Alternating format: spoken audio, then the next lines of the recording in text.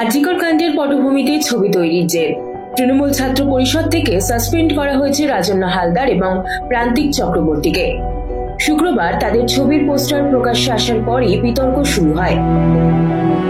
এমন এক স্পর্শকাতর বিষয় নিয়ে ছবি তৈরিতে সায় নেই তৃণমূলেরও, তাই পোস্টার প্রকাশ্যে আসার পরই টিএমসিপির তরফে বিজ্ঞপ্তি প্রকাশ করে তাদের সাসপেন্ড করা হয়। এবার সাসপেনশনের বিষয়ে মুখ খুলেছেন রাজন্না হালদার।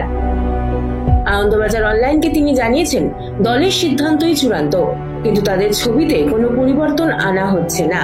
আনন্দবাজারকে রাজন্না জানান, প্রচ্ছদ দেখে কখনো গোটা উপন্যাস কেমন তার নির্ধারণ করা উচিত নয়। তার মনে হয় দলীয় সিদ্ধান্ত চূড়ান্ত, তবে কোন উদ্দেশ্য নিয়ে তারা স্বল্প দৈর্ঘ্যের ছবি তৈরি করেছেন তা সিনেমা মুক্তির পর সকলেই বুঝতে পারবেন।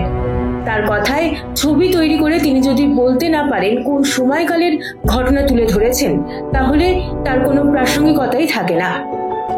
অর্থাৎ দলের তরফে সাসপেনশন এলেও ছবি মুক্তি নিয়ে অনড় রাজন্না। আরজিকরের ঘটনার পটভূমিতে স্বল্প দৈর্ঘ্যের ছবিটি বানিয়েছেন প্রযোজক প্রান্তিক চক্রবর্তী। শুক্রবারই সিনেমার পোস্টার প্রকাশ্যে আসে। পোস্টারে দেখা যায় রাজন্নাকে। পরনে লাল পাড় সাদা শাড়ি, মাথায় বিয়ের মুকুট, কপালে লাল টিপ, শাড়ির উপর চিকিৎসকদের অ্যাপ্রন পরেছেন যুবনেত্রী, হাতে স্টেথোস্কোপ। দূরে তার সঙ্গে দাঁড়িয়ে আরো দুই খুদে, অবয়ব খানিক সত্যজিৎ রায়ের অপু দুর্গার মতো। সিনেমার নাম আগমনী তিলোত্তমার গল্প। মহালয়ার দিন নির্দিষ্ট ইউটিউব চ্যানেল এবং ফেসবুকে মুক্তি পাবে সিনেমা। পোস্টার প্রকাশ্যে আসতেই তা ভাইরাল হয় সোশ্যাল মিডিয়ায়। পোস্টারকে কেন্দ্র করে সমালোচনার ঝড় ওঠে। বিরোধীদের কটাক্ষের মুখে পড়ে তৃণমূল। রাজন্না ও প্রান্তিককে তীব্র আক্রমণ করা হয়।